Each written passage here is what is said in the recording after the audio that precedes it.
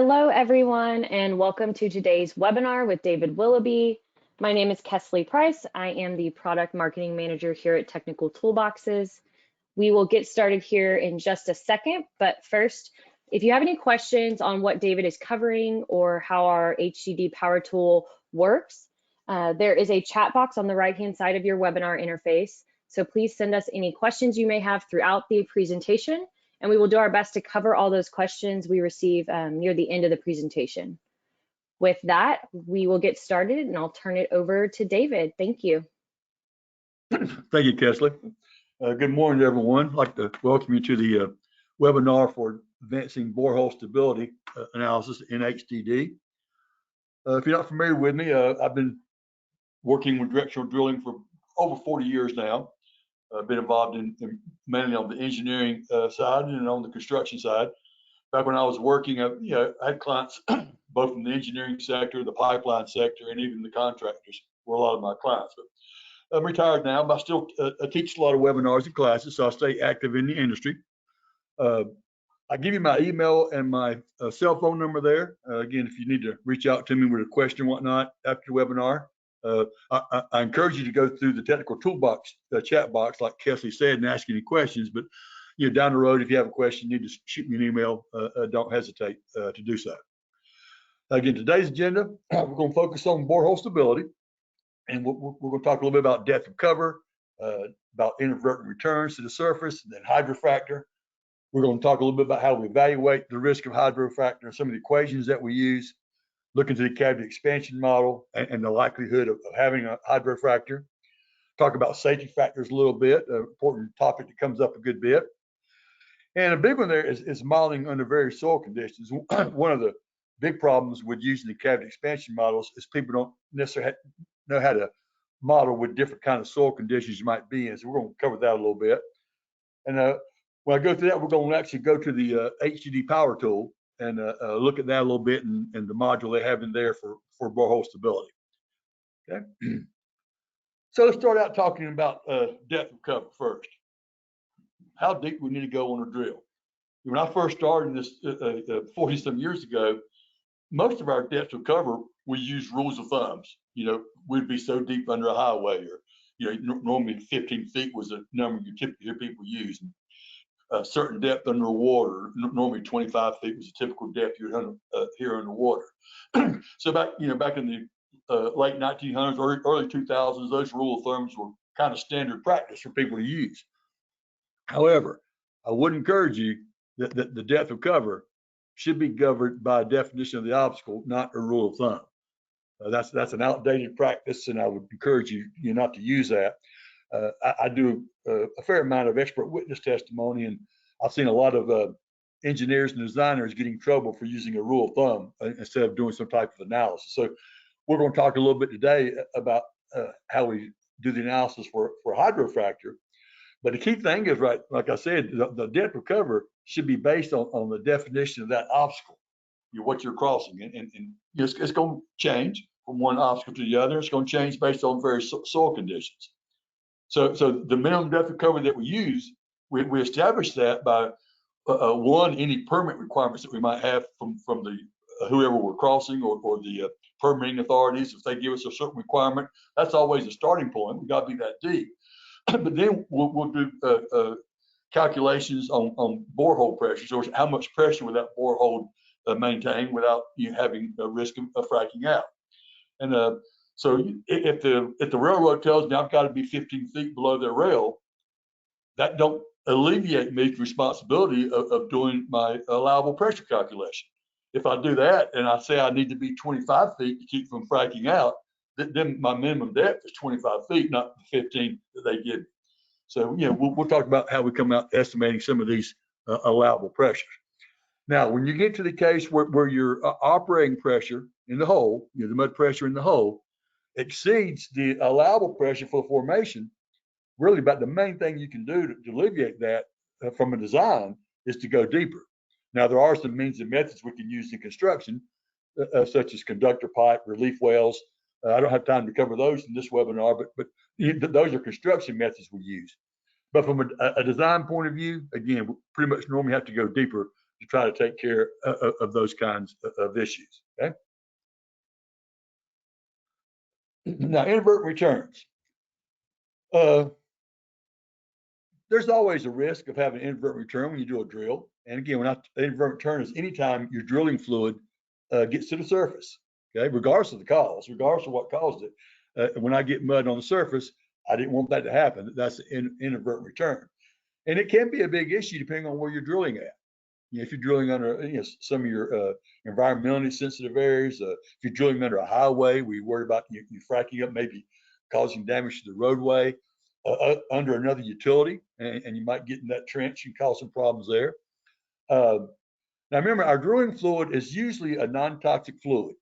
Your drilling fluid is pretty much water, fresh water, and it'll have somewhere between 2% to 4% bentonite, and maybe a few additives added to it. So it's non-hazardous, but that doesn't mean that it can't cause problems.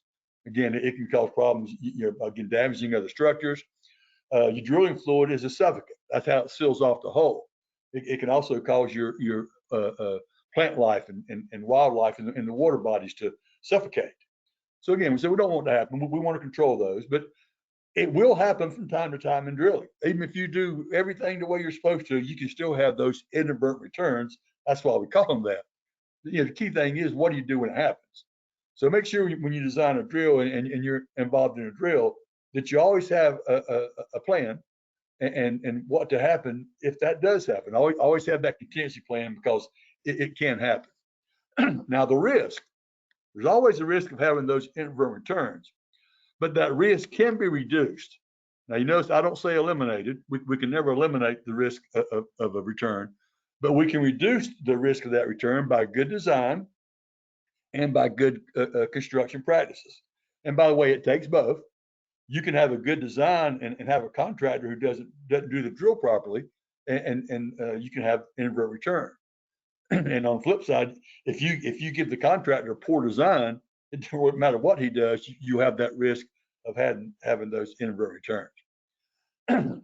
Now, there's a common misconception out there that all inadvertent returns are called hydrofractures or frack outs. Okay, now that's not the case.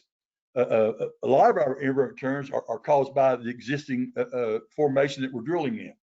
It can be caused by fissures in the soil, a favorable fluid flow paths, like other utility trenches, things of that nature, other utilities, piers, piles are driven in the ground, loose gravel. If you have a formation above you has a lot of loose gravel, even if you're in rock, if you're in a rock that has a lot of fractures or poor quality, you can have your mud come up through rock. Remember, mud's going to follow the path of least resistance. And if you have a natural fissure or natural crack or something in the soil above you, that can be a natural flow path for the mud. Now, when that happens, that doesn't mean that the design was wrong. It doesn't mean the contractor's doing something wrong. That those things can happen just based on the formation you might be drilling in. When we do our borehole stability analysis, what we're modeling for is this right here. We're modeling to make sure that we don't frack out the formation, or we don't cause the returns. Okay, that's what we're trying to make sure. When you run in these situations like this, where you have those natural returns, again, the key thing is, what do we do when we have them? A good contractor is going to quit pumping. He's going to get control of the mud flow. He's going to contain it. He's going to clean it up, and then you move on from there. Now, the hydrofracture, commonly referred to as a frack out, you hear that term quite often. That's when we put more pressure in the hole than the formation will support, to make it pretty straightforward. Remember, when we put mud in the hole, it's under pressure, both a static head from the difference in elevation between the surface and the hole, and also a dynamic head from the pump pumping the mud down the hole. So we have to put a certain amount of pressure in that hole, because we have to maintain fluid flow, right? And now, every formation that you're drilling under will maintain a certain amount of pressure based on the depth you're at that point, the soil conditions, the water conditions, things of that nature. Okay, so anytime the pressure in the hole exceeds what the formation will contain, then we can have a frack out. And we have that, again, all we're doing is allowing the fluid to escape the borehole, gets out of the borehole, and it's going to migrate up to the ground surface. Now, there's different ways, a couple different ways of doing this, but the main methods used for the pressure calculation are the depth equation. We're going to look at that today in more detail. And you also have what's called the Queen's equation. And I give you some references. You can go if you want to read more about these equations. The one that's most common in the industry is the Delft equation. It's been developed by the Delft Institute. It's been around since the 1990s. If you're familiar with working with the Army Corps of Engineers, that's the equation that they reference in their engineering manual on drilling under levees. So very popular. Again, but there is another method called the Queen's, and I don't have time to cover it much today, but I will give you a little bit of information on the difference between the two. Now, the likelihood of that frack out occurring is modeled with what we call the cavity expansion model. Okay? And again, the model was first applied back in 1988. It's the first I saw it applied, again, by Luger and Hardigan. And again, it was that when they used the cavity expansion model, they used the Delft equation. And again, it's generally the most accepted and appropriate one for analyzing your HDDs. If you go online, you'll find numerous papers out there talking about the different models and the Delft calculation. And again, it's supported by researchers and professionals throughout the field. Okay. Now you can evaluate it using either the Queen's or the Delft. Again, the reason I focused on the Delft in this 1 hour webinar, I don't have so much time, that's by far the most common one that we use. Now, depending on the variables you use, and we'll look at the variables here in just a minute, but depending on the variables, sometimes the results are over conservative, sometimes they're under conservative. And one of the problems we've had with this for years is we didn't have a lot of good data to analyze. You know, we'd calculate what we thought the pressure was, and we had a frack out. And when we had the frack out, we had no idea what the actual pressure was in the hole because we didn't have that good of equipment to monitor downhole pressure. That's gotten better today. We can monitor downhole pressure today. So we're getting a lot more data. So when we have a frack out, we can, okay, what pressure are we actually at? What pressure do we calculate? And it's helping us get more accurate in our calculations, okay? So according to the research, what we call the drain version of the Delft equation and the Queen's equation both are pretty good indicators of calculating the pressure, as long as you build the right variables in this. Like any calculation, that's always the key, right? Trash in, trash out, good data in, pretty good data out. Now, we're going. The reason the Delft equation is used more often, one, again, it's better with the drained analysis, which is usually what we're in an HDD.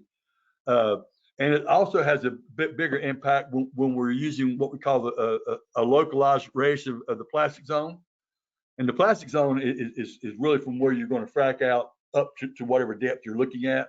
And the Delft calculation uses what we call a localized radius, which is most of the pressure loss takes place right outside the pipe when you have that frack out. So Delft calculation usually gives us an accurate calculation.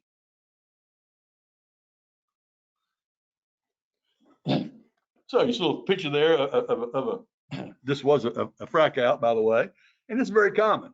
The drill rig is actually back here on the other side of that bridge. You can't see it. This was actually a drill that my company designed when I was working, and we did a borehole stability analysis along this whole profile here because we knew that area was prone to frack out.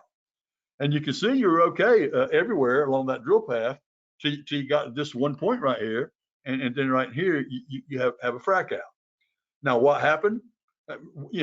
What happened was some of the soil conditions that we used in our calculations, some of the input variables changed in this area right here. So that this area right here wouldn't hold as much pressure as the soil before or after. And again, those things will happen to you regardless of what you do. So again, the key thing is to control it, contain it. See, we got to go back here, stopping it, damming it up, and then clean it up. That's the main thing you can do. But we'll use that cavity expansion model to calculate the estimated allowable pressure in the hole. And the maximum pressure for any point, again, is the pressure required to cause that hydrofracture, that fill zone, at the point above the pipeline. So this is what the model looks at, the cavity expansion model. Very much, here's your surface level up here. And of course, you got your pipe down here, and here, this is your annular space. This right here is your annular space. So what we're calculating, based on the soil conditions above here, how much pressure will that formation hold? I got to put pressure in this borehole because I got to have pressure to make my mud flow and keep my circulation going. So I have a required amount of pressure to keep my mud going. How much pressure will this formation hold above from the pipeline up to the surface? Okay, and as the pressure decreases with distance away from the bore. That's what this graph over here is showing you right here. As you have a hydrofracture, as you start going up, that pressure drops pretty quick. Most of your frack outs never reach the surface.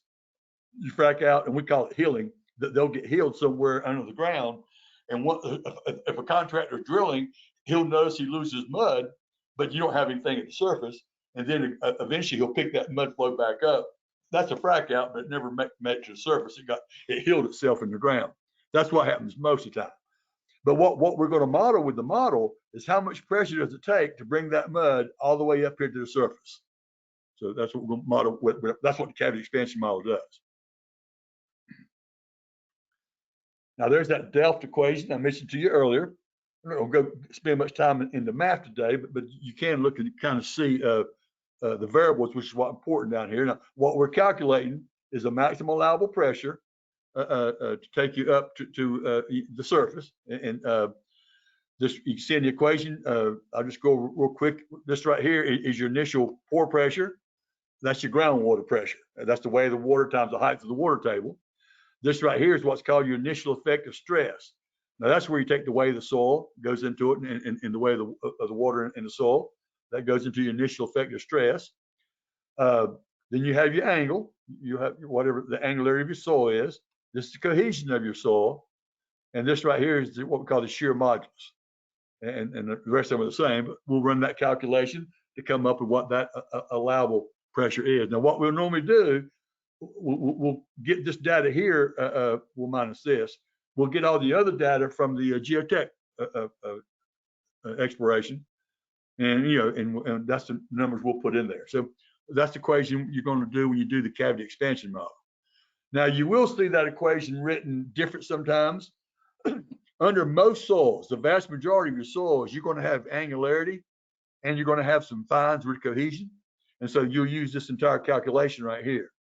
Occasionally, you will get into a soil that doesn't have any cohesion, you don't have any fines, like sands, some wash sands and things like that.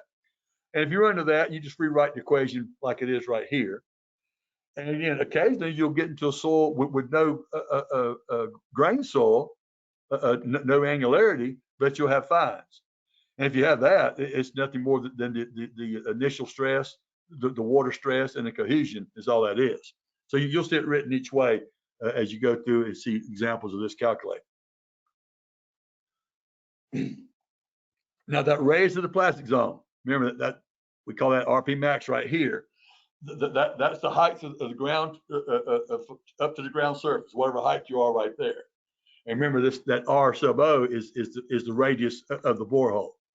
Now, since we're calculating the pressure required to make that mud go to the surface, there's no margin of error in there. So again, a common practice is to use a safety factor. Now, typically we'll use a safety factor of 2 when we're in cohesive type soils, clays, peats, things of that nature, and a safety factor of 1.5 when we're in granular type soils. Okay. Now, the reason we use a higher pressure safety factor in cohesive soils won't hold as much pressure in the ground as your granular soils will. That's counterintuitive to a lot of people, that they think that the cohesive soil should hold more, but they don't. If you do the calculations, you'll see that. And all we do is we'll do the calculation. We'll do the Delft calculation, and we'll come up with the maximum allowable pressure at that point we're looking at. In this case here, it was 175 psi. And if I want to use a safety factor of 1.5, I just divide it by 1.5. And so I'd make sure 117 psi was the maximum pressure I'd want to put in that hole at that place with a safety factor.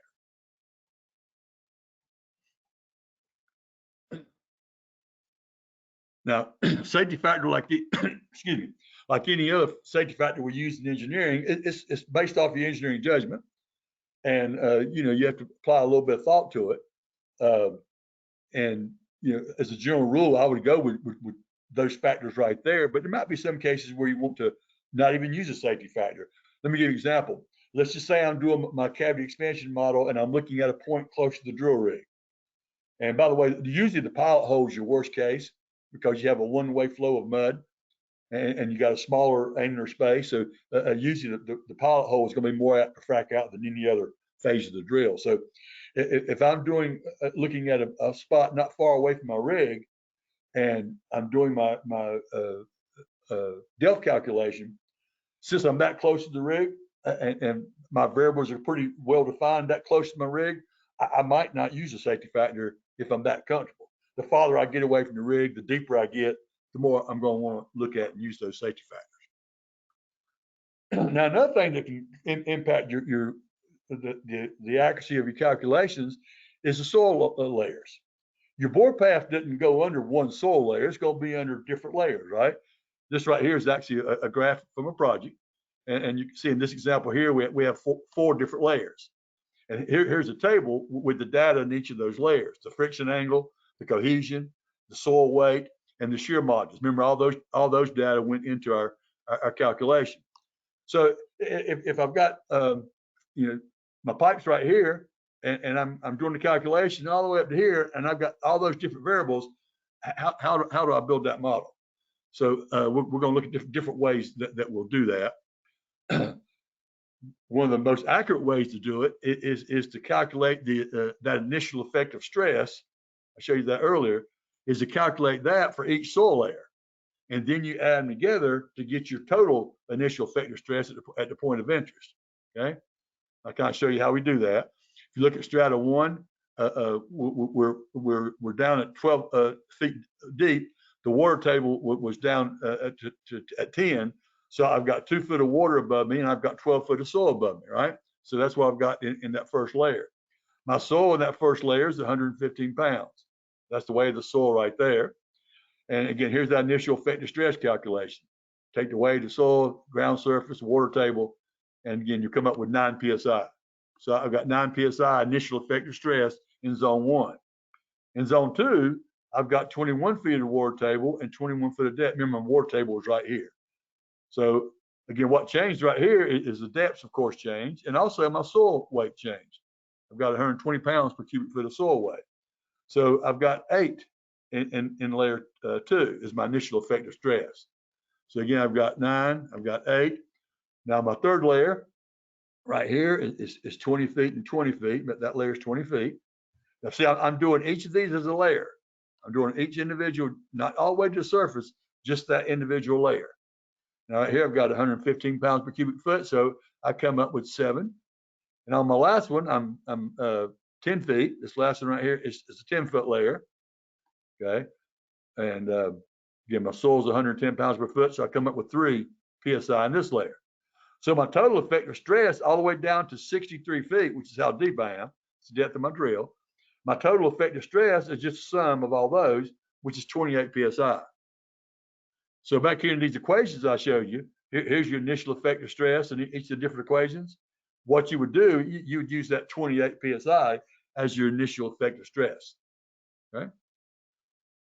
Now, another way of doing this, another method people use is the soil layer closest to your pipe is always going to have the biggest impact on the cavity expansion model because of that plastic radius, right? It's going to have the biggest impact. So some people would just use the soil weight right around the pipe. They'll use this layer right here. And in this case, they're using the total depth. So 53 foot above the water, 63 feet below the soil. Okay, so they're using the total depth, but they're using this one soil weight right here. So that gives them 25 psi. So you see, before we had 28, so you see about a 3 psi difference. Now that difference can get smaller or bigger depending on how much difference there are in the weights of the soil in the different layers. Okay, so they can't change. But this right here is the most common way that people have used for years. They'll take the one right around the pipe and they'll do their calculations based on that. So you have 25 or 28. Another method is to use the average weight of each of the layers, of each of the soil layers. So you just take them right here. In this case, we got 4 of them, add them up, divide them, so you got 115. So I'd use 115 pounds per cubic foot. And you see how much closer it is? That comes out to 27, pretty close to using the one to use each layer. So you see different ways of doing it. And again, sometimes they'll be fairly close. Sometimes, again, they'll get farther apart. The bigger the difference is in the soil weights, these are all within about 5 pounds of each other, 10 pounds max. You'll get pretty close. If you have some big differences, then you'll get biggest differences of these. So again, the most accurate method is this method right here, where you take each individual layer. The least accurate is just taking the layer around the pipe, and the next most accurate is using the average weight of the soil. All right. Now that just takes care of the soil weight and the height, the depth of the bore, and the water table, things of that nature. Now, what about the other properties? Now, we've also got our friction angle, we've got our cohesion, and we've got our shear modulus we have to deal with. Again, each of these layers could have a different value. You see right here, each of those have a different value based on the strata. Now, the most common way that we take care of that is we use a weighted average. And we use a weighted average. This layer right here, by far, has the biggest impact on that. And so most people will give this layer right around the soil about 85%. Some people give it even 9%. Of it, and then they'll go smaller weighted averages as they go up. In my example, I use 85% for the first layer, 10% for the second, and then 25 or 0.025 in each of the ones above it. Okay, so we use that as a weighted factor. So if you come right here on this layer right here, our shear modulus was 600,000 pounds per square foot. So using weighted average, I would use 510. This one right here again was 600, but I'm using a different weighted average, so I'm going to use 60, and so forth. This one here is 200, and I'm going to use 5. This one here is 100, weighted average give me 2.5, and then I'll add these together. Okay, just add them together, and I'll come up with an average shear modulus. So right here, I would, for my calculation where it asks for the shear modulus, I would use 577.5. If you did it just based on the layer around the pipe, you would have used 600, which, by the way, that could make a pretty significant difference. Shear modulus has a big impact on how much pressure that formation will hold. Okay, so that's typically what we'll use for that. Now, I get a question a lot of time: where do you get all these numbers from? I told you the best way to get your angle, cohesion, and your modulus and your weights is from your Geotech report. There are tables that are out there which you can go to. This one right here, for example, is on friction. Here's a table on cohesion, and here's one on modulus.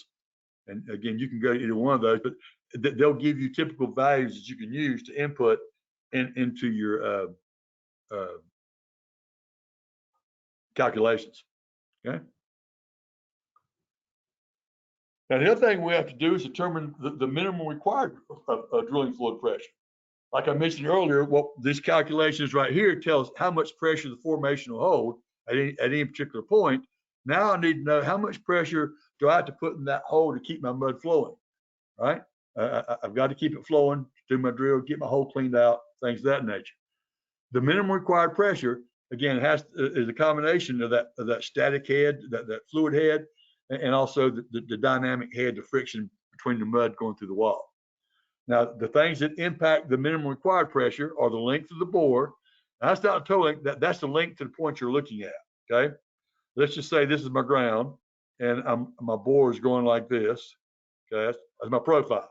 If I'm looking at a point right here, when I calculate my allowable pressure, I'm looking up to here above it. When I'm calculating my minimum required pressure, I'm going to calculate the bore length from this point back up to here.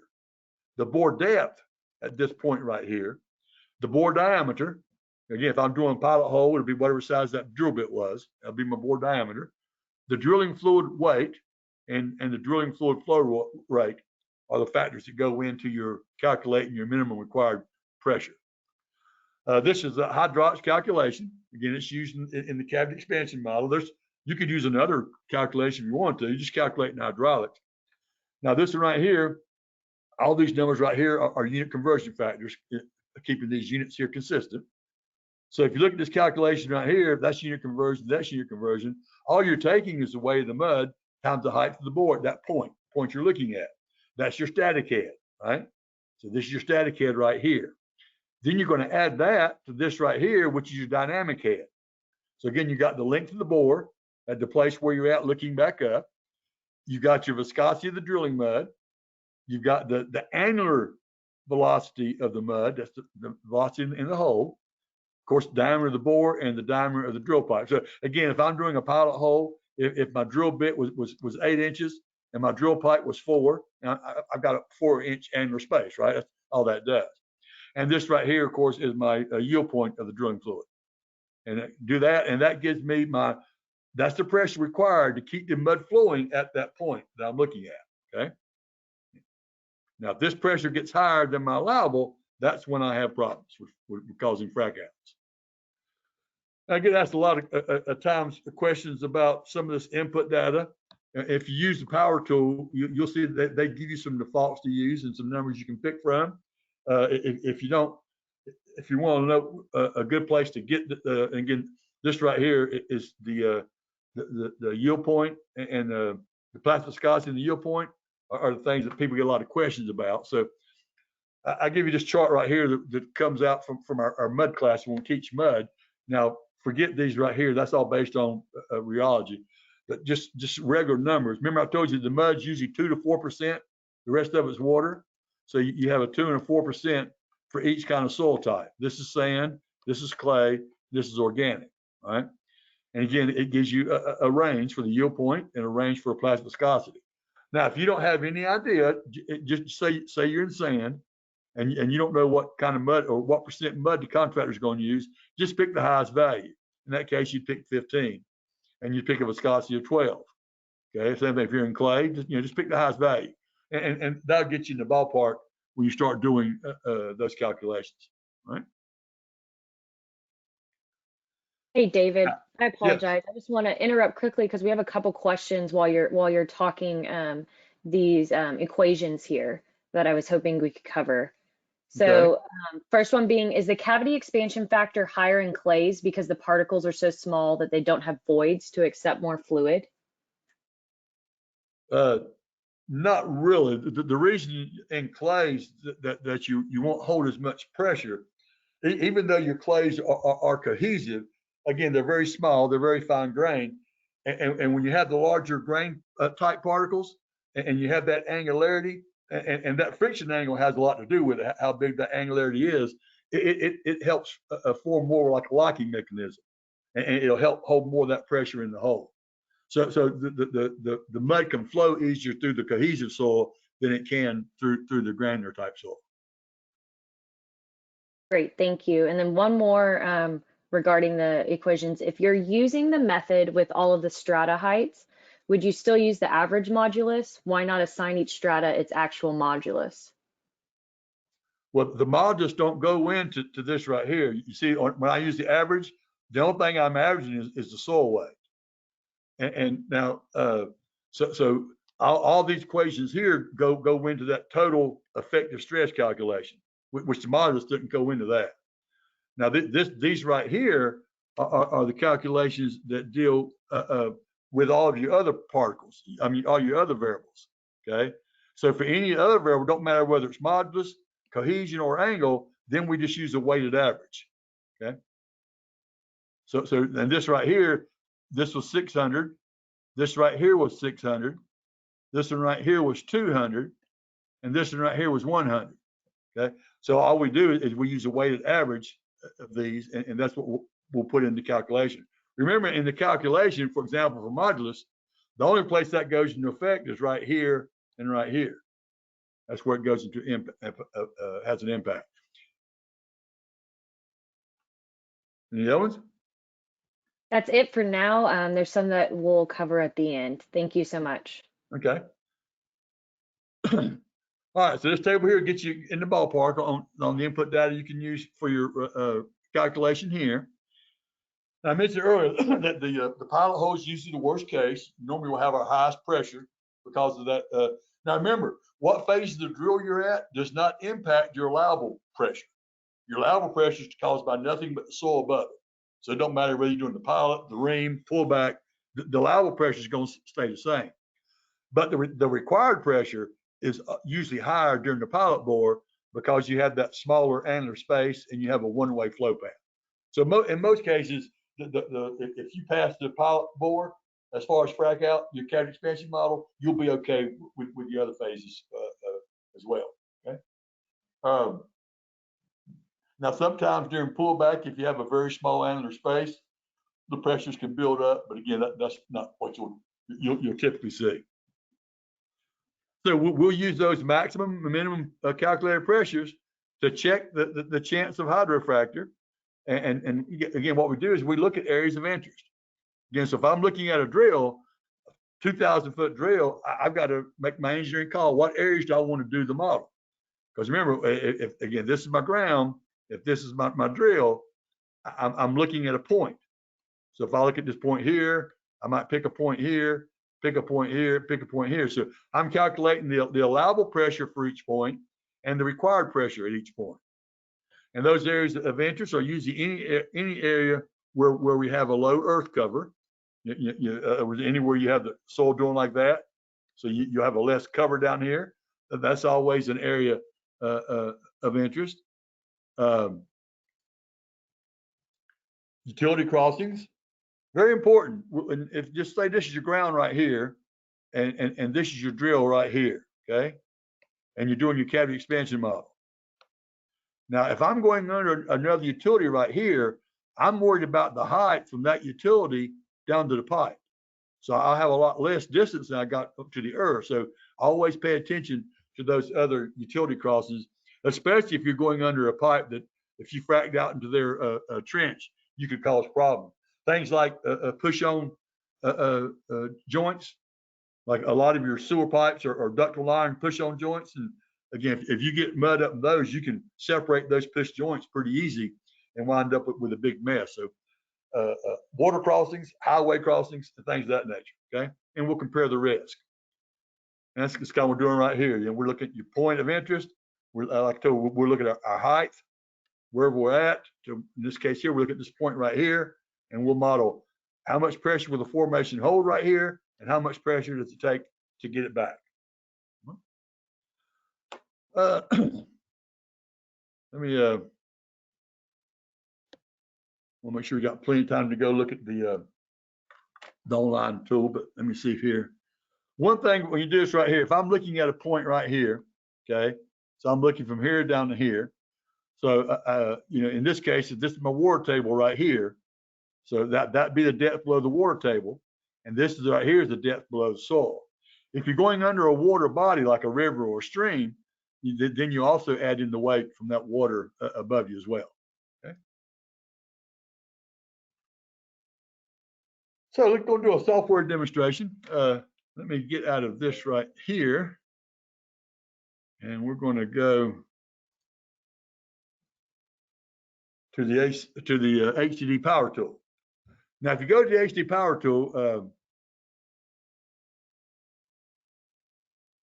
I've already got one built, but you come up here to crossings, and you come down here to HDD power tool, and you come down to power tool under drilling fluids management.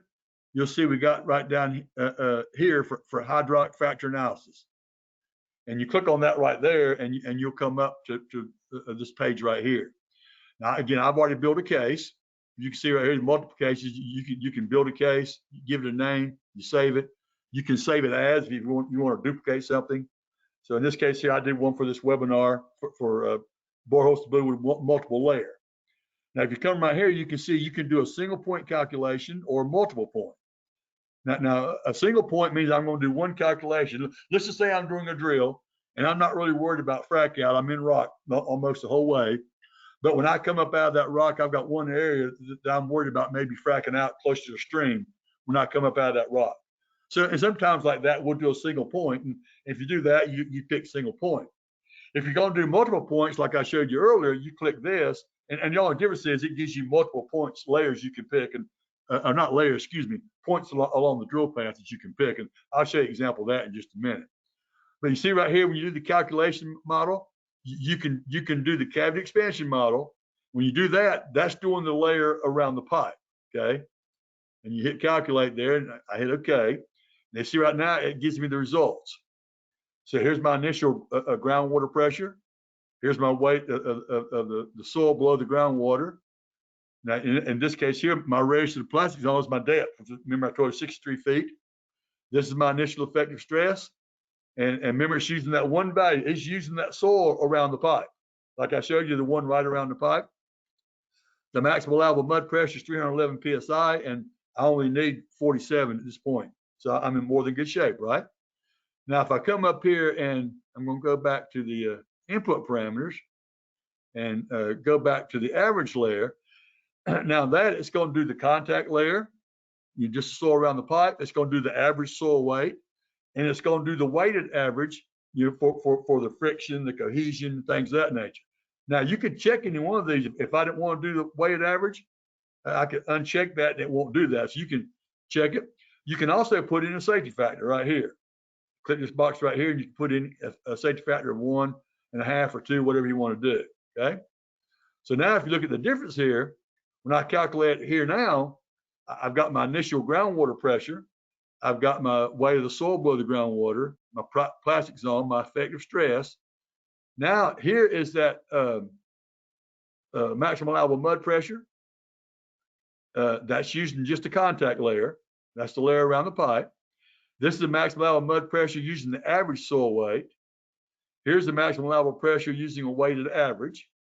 Okay, so you see how they'll vary a little bit. They're not varying a lot here, but you can get a variance of what they'll be. Okay, very easy to use. Now, if you're going to use a multiple point method, you come down here now and you'll see. Let me use one that's already built, so we don't waste time trying to build one. Let me see right here.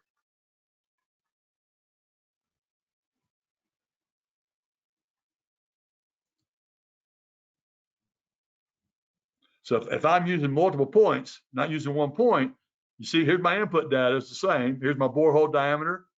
Here's the diameter of the drill pipe. There's the weight of the mud. There's the mud flow rate. That's in gallons per minute. Here's the yield point. There's viscosity, and there's the weight of the water. Now you can change any of that input data based on where you're at. You can also change your units, by the way, whatever unit you like to work with. So you put that data in there. See, now I've got it for 5 different stations. That means I've got 5 points, along that whole drill profile. And for each one of those points, I've got my input data. I got that for each one of those points. And now if I go this point here, you see it'll change right here. For each one of these points, I've got my different layer. And I also could do those points with the weighted averages as well. Okay, so it'll calculate how you're doing. This one here doesn't have the data put in for this right here, so I can't calculate it right now. But if I do it right here, so you see right now the results come up, and you've got distance from the rig all the way from 300 feet to over 2,000. Well, let me keep going there. Yeah, 2,000. Here's my maximum allowable mud pressure, and here's my required pressure. So you see everywhere we're okay. The required pressure never gets higher than the maximum allowable. And here's a graph of the results you'll get. The red line is the maximum allowable pressure, and the green line is the required pressure. Again, you can hit report, do a nice report with these, and you can save it as a different one if you want to do different models over and over again. So very helpful when you're doing a borehole stability analysis, help you analyze the conditions you're going to be crossing. Also give you a good record you can save for your information for your design records. Okay.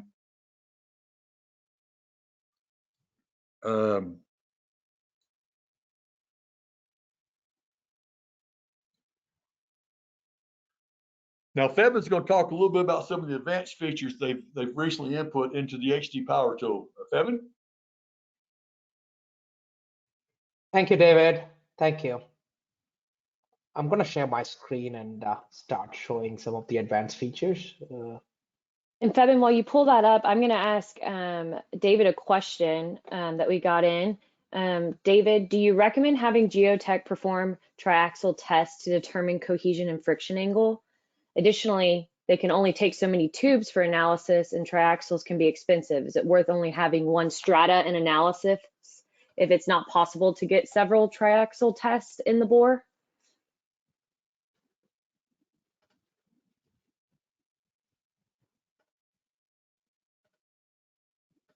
David, I think you're on mute.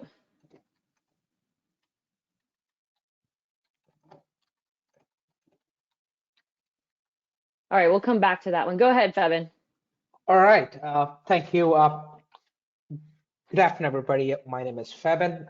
I work at Technical Toolboxes. I work in the product team. So first of all, thank you, David. Thanks for giving us a detailed overview on the hydraulic fracture analysis. That's very much helpful.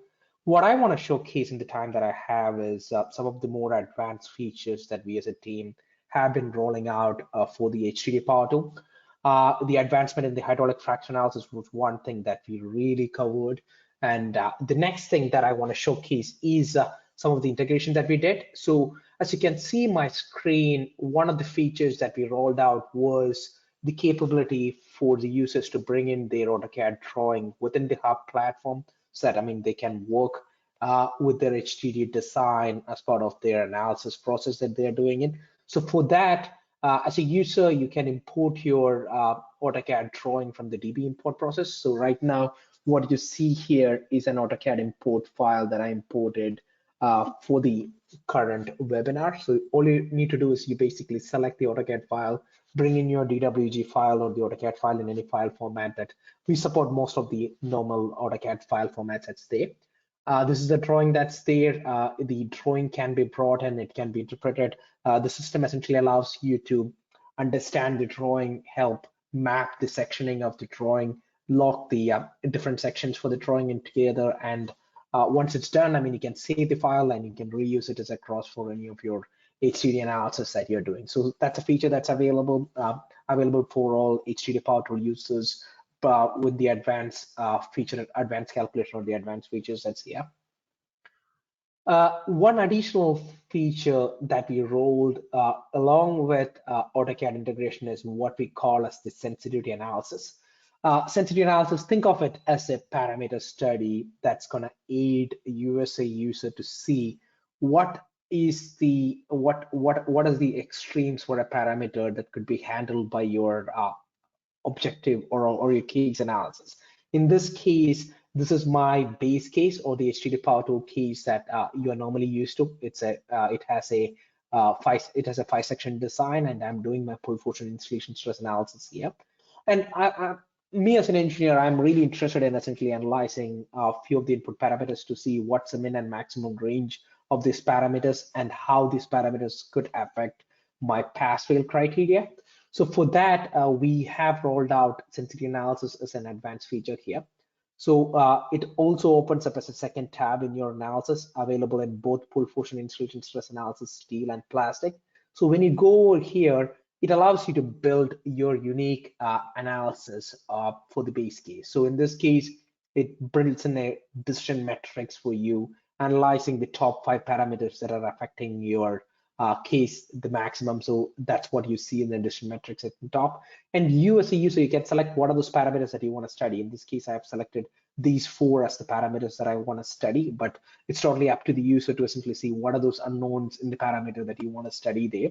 And once the min and max range and the number of intervals are essentially defined here, we as a user, we can build a total of 1,200 unique cases against your base case, so that's helpful for you to analyze this. It can be as extensive or as simple as you want. In this case, I have built 500 unique cases that I could analyze.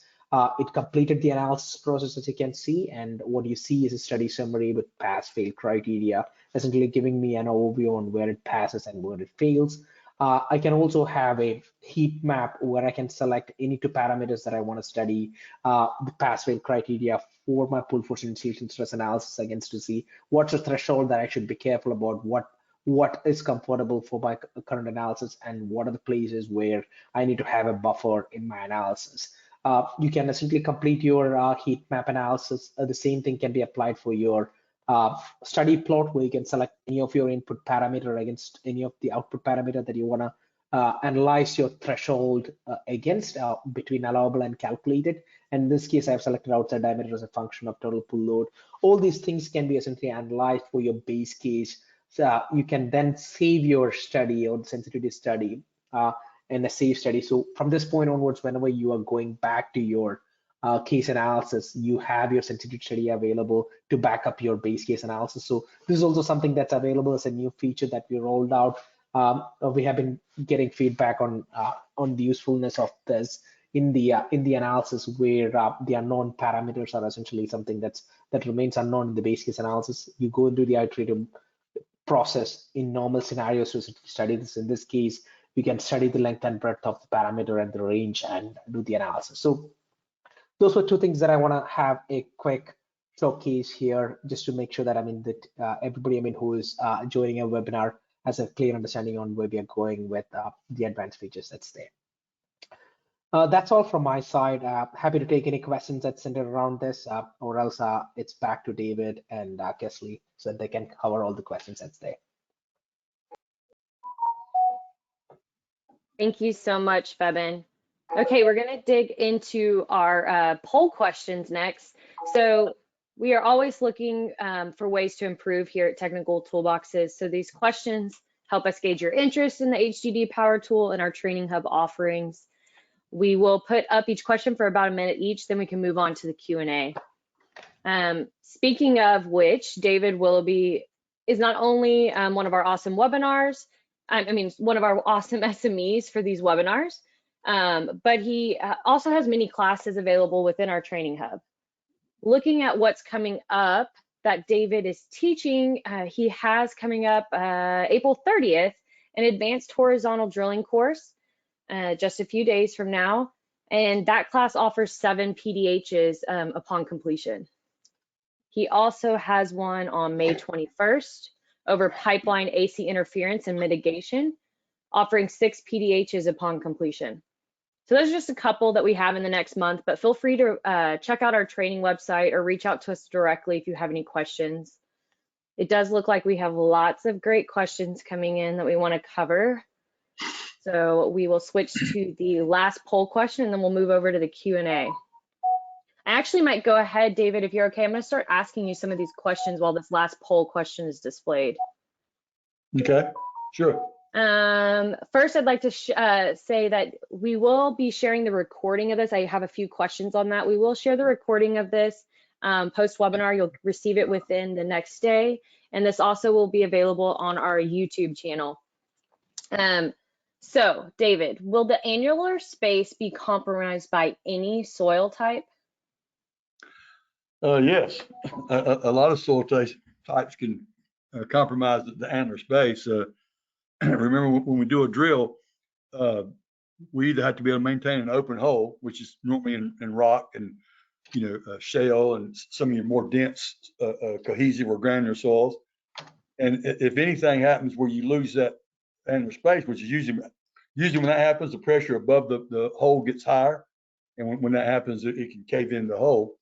And again, if you lose the annular space, then that's going to, of course, have an impact on your flow. So it won't impact the allowable the allowable pressure, but it definitely will impact the required pressure to make it flow. So quite often, if we lose the hole, then we have to put more pressure in the hole than we want. So under normal conditions, that formation would have held that pressure, but when I have to increase the pressure in the pump to try to overcome that collapsed soil, then I can have a frack out.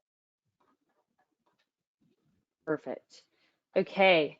Could you continue fracking out near an existing utility? And what is a typical rule of thumb of distance? There is no, remember I told you earlier, we don't use rules of thumb anymore. That gets you in trouble. If I was going to use a rule of thumb, I'd use 15 feet. But again, I wouldn't feel comfortable with that. But now you might do a preliminary design off a rule of thumb and say 15 feet. But once you got more data, then you're going to want to do an analysis. And what was the first part of the question? I think I missed the first part. If fracking near, drilling near utilities. Yeah. So when you drill near utility, like I showed you on that sketch, what you want to do is take the distance from your bore path up to that utility, and then based on that height, that distance, and whatever kind of soil is between the two, then you know what pressure can you put in that borehole before you frack out and get into that other utility. Again, if you depending on what kind of pipe you're dealing with, how much problem that can be. Be real careful when you're going under pipes that aren't welded pipes, push joints, things of that nature, because you can separate. Okay, that answers that one. How often or how do you determine the depth of the water table? From your geotech report, when they give you a geotech report, they'll give you the depth. If you don't have a geotech report, then you can go to your the geology in the area you're in. Normally, you can go to your county soils office, and they can give you what a typical water table is during different times of the year. But if you're paying for geotechnical, your geotech engineer should always give you the water table for the boreholes. Okay. Why are there no geotech parameters included in the single point calculation model? This may be for you and Febin both. They are. They are all the geotech parameters. The model is the same for single point and multiple points, so the parameters entry are the same. Are y'all seeing my screen now? I can see it, David. Yes, sir. Okay, let me go here real quick, and under input parameters, see right here, that's where your borehole diameter goes. That's where your pipe. There's your input for your mud weight. There's your input for your yield point, viscosity of the mud and everything there. All this right here is your input data. When you calculate, you get the data down here. Okay.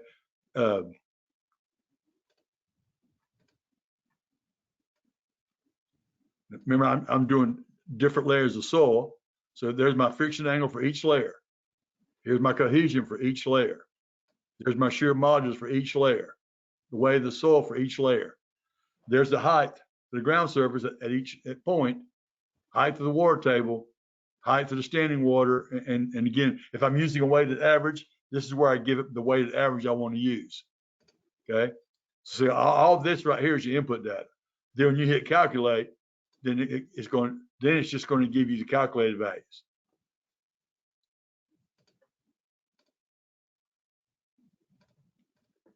Great. And while you're on this demo page, one of the questions is there a manual we can use to reference for this, an online reference manual? I will answer that. Absolutely. We have a knowledge center available with all this information, as well as a customer success team that does onboarding and training on all of this for you. It's very user-friendly. It's very easy to pick up on quickly.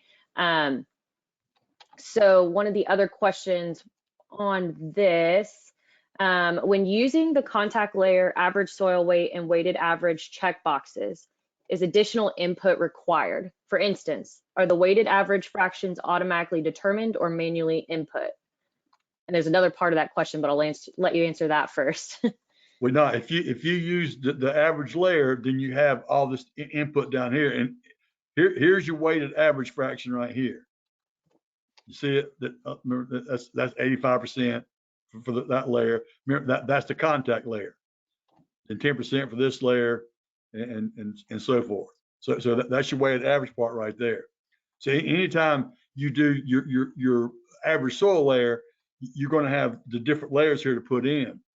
If you do it for a cavity expansion model, you have all the input data here, but now you just have this right here for whatever you're going to use. What's close to the pipe. That's the contact layer. So here you just have one angle, one cohesion, one modulus, one weight. That's if you use just a single point. Now, if you use a multiple point, that's when you use the cavity expansion model. If you use the average layer, then you have this for every layer. Okay. Perfect. And you already answered the second part of his question, so I think we're good there. One more question, and then we're going to have to wrap up because we are at time. The radius of plastic zone, is this the same as the radius of curvature proposed? And where is the radius of the proposed HDD entered? It's not. The radius has nothing to do with the allowable pressure or the required pressure. So that's not in the equation. Remember that radius is the radius of the plastic zone. If you remember, I told you that radius of the plastic zone can be different things, but what when we do this right here, if this is your point you're looking at, that RO is the radius. Just look at a circle. So that's the radius of that plastic zone. So what we're calculating is how much pressure will it happen to frack out to the surface. That's what we're using the model. Now you could, so normally when you see the equation, whatever the depth is, that's what's going to go in the calculation right here. That's normally going to be your height to the surface. Now you can, if you wanted to look at something less than that, you could look at a short distance, but remember, what the biggest impact is going to happen right around that pipe. So as you get more than, I'll say 2 or 3 pipe diameters away from the pipe. So if this is my pipe right here, as I get 2 or 3 diameters away, this right here has very little impact on the calculation. So, but that R max is the radius by using the cavity expansion model, as it tells you right here, that is the radius of the plastic zone, height to the ground, to the soil, is what that is in the calculation.